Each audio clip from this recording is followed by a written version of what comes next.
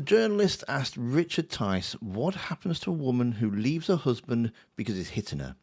Does she go to the back of the housing queue for the crime of no longer being married? Tice's answer was one sentence.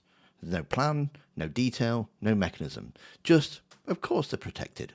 And straight on to the next question. This is the same man who 20 minutes earlier could tell you the nearest £500 million exactly how he's funding his housing policy. 3 separate revenue streams, percentages, timelines, the lot.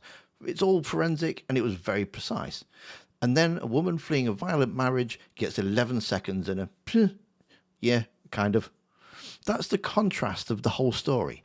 So, let's dive right in. Yesterday, Reform UK Limited announced their new social housing policy. Lee Anderson and Richard Tice sitting in front of the press of London, laying out how Reform government would fix what they're calling a broken system. 1.3 million people currently on the waiting list. Reform's pitch is to build 50,000 affordable homes a year for a decade, funded, they say, without a single extra penny of tax. That's not even the controversial bit. The controversial bit is who gets to the front of that queue.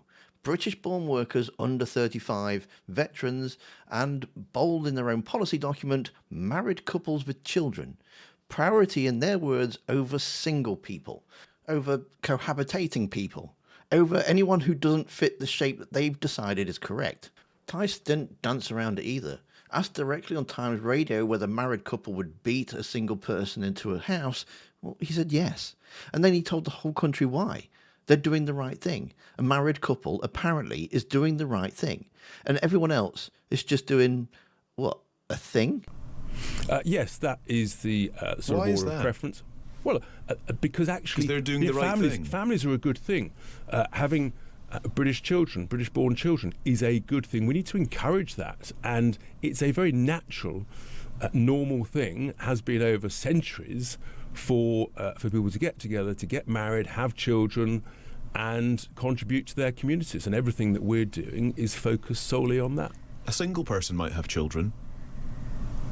They might, but in an ideal world, it is well known that married couples, children in married couples, for example, will do really well at school, and we want to encourage that. Of course, sometimes life doesn't work out. We understand that, but as an objective, that is surely preferable. But what's genuinely impressive, and, well, in a horrible way, is when Tice talks about money. He doesn't waffle. 3 mechanisms, a third each, right to buy discounts scaled by tenancy length, a modest 5 to 6% increase in housing association borrowing, and the slice of 500 billion sitting in local government pension schemes. He's got the numbers, the sourcing, the whole pitch memorised. I mean, say what you like about the man, and I probably will in length of, a couple of minutes, but he clearly did his homework on that spreadsheet. 3 separate components to how we would pay for this.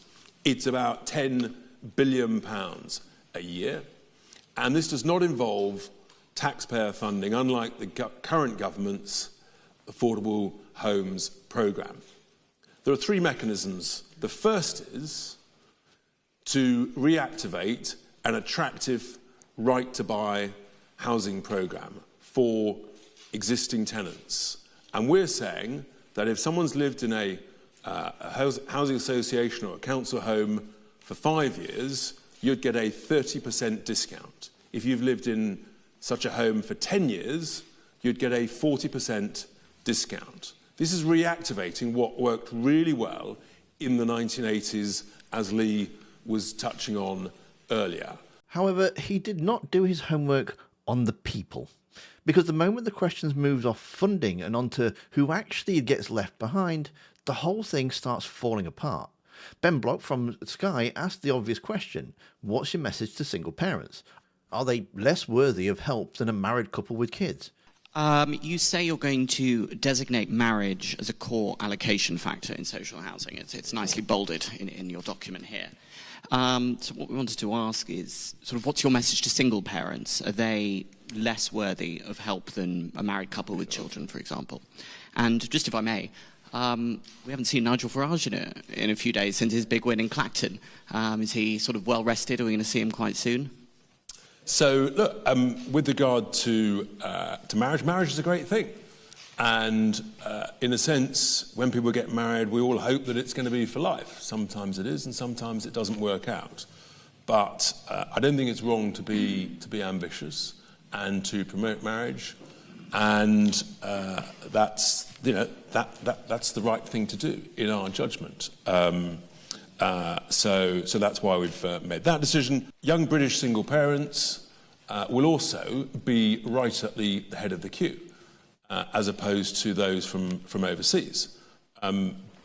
That's where we're at. Right, so which is it? Is marriage the core allocation factor, bold in the document, or are single parents also front regardless? Because those two things can't be true at once, and nobody in that room kind of made him explain how they kind of fit together. Then it gets better. Tom Scotsman from The Sun asked the practical question on any competent policy would need to answer before you could actually run it. How does the council determine whether marriage is genuine?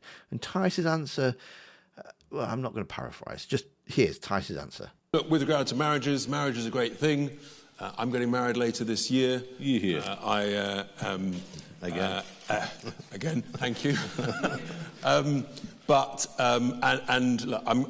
we're going to be optimistic that the marriages are genuine. I think that's the right thing to do. We're a party of optimists, a party of hope. So that's our thought on that. Yeah. So a housing policy, a legal mechanism deciding who gets a roof, resting on what? Feelings? Optimism? He then mentioned, unprompted, that he's getting married himself later this year, which is lovely for him. Well, that doesn't tell you how a council in Ashfield is meant to verify anyone else's. Aaron Newby from The Express then asked the sharpest question of the entire press conference. Just over 4 in 10 marriages in this country end in divorce. And that is an ONS figure, it's not a made up one. So if a married couple gets the house and then divorces, do they lose it?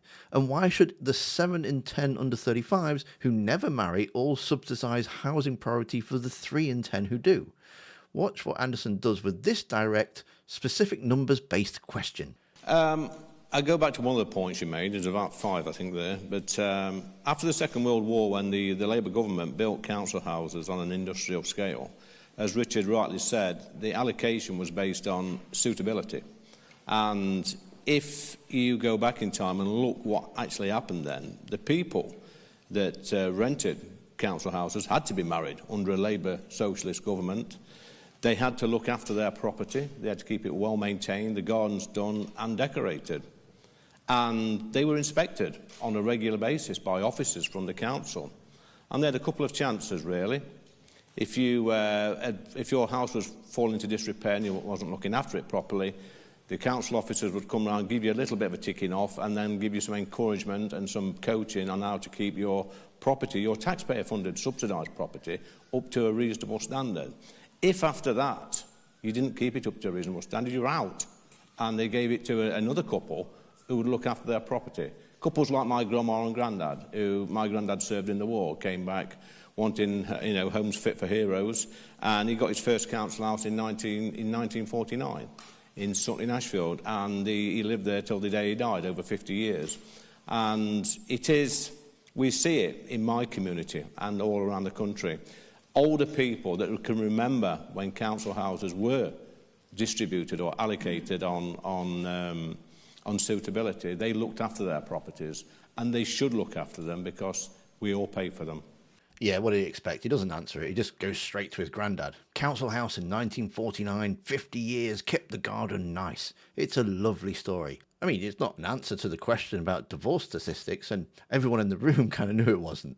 Speaking of gardens, because Anderson generally can't stop talking about them, he later laid out his actual enforcement vision for tenants who don't measure up.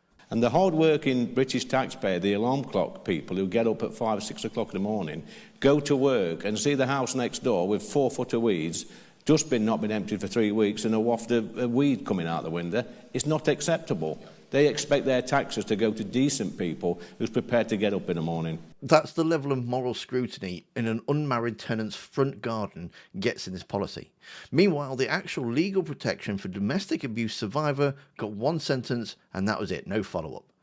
Obviously, I keep watching this car crash of a party, so you don't have to. Subscribe if you haven't done already, and membership links open for those who want to support me and support the channel going forward. Thank you to everyone who's already done it too. Which brings us back to where we started. Sophie Huskinson from The Mirror asked it straight. What happens to a woman who has to flee an abusive marriage? Does she have to go to the back of the queue because she's no longer married? What about someone whose husband or wife dies? Of course, they are protected and would remain protected, and we're absolutely paramount, and that's crystal clear. Kieran Stacey, Guardian. Of course they're protected, and that's it. No mechanism, no detail on how it's protected or how it interacts with the policy that literally bolds marriage as a core allocation factor. Compare that to the 3-part funding breakdown from 20 minutes earlier, and you ask yourself which one Reform actually spent time working out. They're not the only ones who noticed this gap there as well. Shelter came out yesterday and said that the plans could leave families trapped in an awful temporary accommodation for years on end, and specifically warned that they put people escaping domestic abuse at serious risk of harm. And you look at this policy and I can't even fathom how did they come up with this. I mean, Richard Tice was married to his wife Emma for 24 years. That marriage ended in divorce in 2019. And yet he told the Room he was getting married again later this year. I mean, fair enough, good to him. But for most of his adult life, under his own policy, he would have been the single person at the back of the queue. Obviously, if he didn't have like millions of pounds and was a Nepo baby. Lee Anderson's record is worse. 2 marriages have ended, an earlier one that gave him 2 sons and then 14 years with a second wife, which he confirmed publicly that it ended last year. Right now, today, standing at that podium telling the country that married couples are doing the right thing are being dictated by blokes that couldn't even keep their own marriages together. Reform can tell you exactly how many billion a 5% pension levy raises. They cannot tell you with any precision at all what happens to the woman who left because she was too scared for her life. It's not an oversight by them either. That's the policy built backwards. Decide who you want in the public to be the picture and the front of the queue and work out the funding and the sound serious bit, and then hope nobody asks what happens to everyone else. Yesterday, several people did ask, and the answer every single time was, yeah, don't worry about it. So if your housing policy runs on spreadsheets for the money and the optimism of people, it isn't a housing policy. It's just a slogan with a funding page attached. And to see how Jacob Rees-Mogg might have just completely sunk any defence that Nigel Farage may have had, well, you need to watch the video that's on screen now. Thanks for watching. Don't forget to hit that like button, and I'll see you next time.